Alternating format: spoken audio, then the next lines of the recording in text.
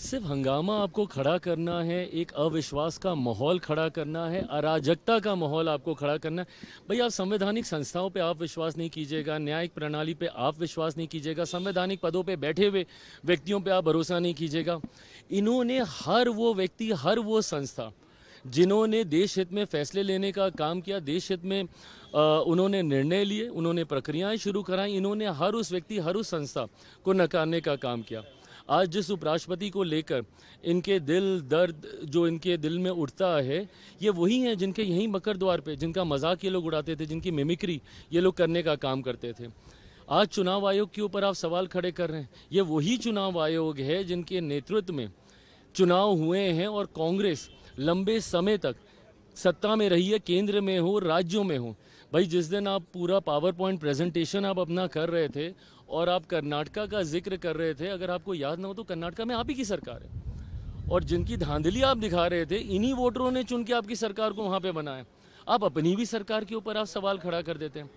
हकीकत है चुनाव आयोग एक स्वतंत्र संवैधानिक संस्था है। आप क्यों गए थे इनके पास शिकायत करने? आप ही गए थे ना लोकसभा के बाद महाराष्ट्र। तो अभी तक आप लोग हम लोग को सुनाते हैं कि भैया वोटर लिस्ट में धांधली की वजह से हम लोग चुनाव जीते हैं, जबकि उसी समय झारखंड में चुनाव होता है, वो आप लोग जीत जाते हैं तो उसके ऊपर सवाल नहीं उठता है।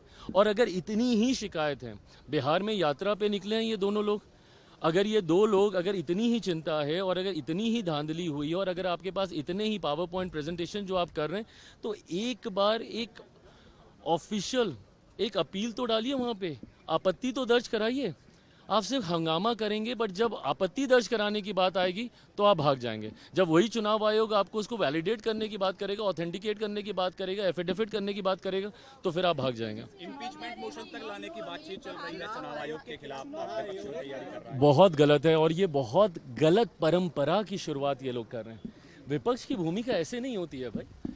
अगर कल को अगर आपके हिसाब से नहीं होगा तो आप इस तरीके से आप संवैधानिक पदों पर बैठे हुए लोगों को, संस्थाओं को आप कटघरे में लेके जाने का आप काम करेंगे।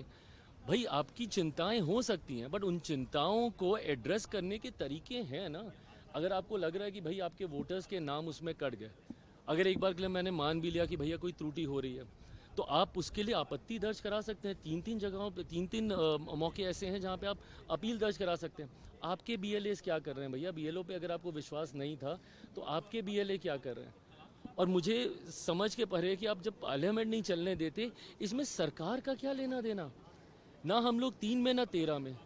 आप चुनाव आयोग के पास आप गए, आपको चुनाव आयोग से शिकायत थी कि भाई धांधली हुई है, तो धांधली को रेक्टिफाई करने का यही तो प्रोसेस है, और कैसे किया जाएगा।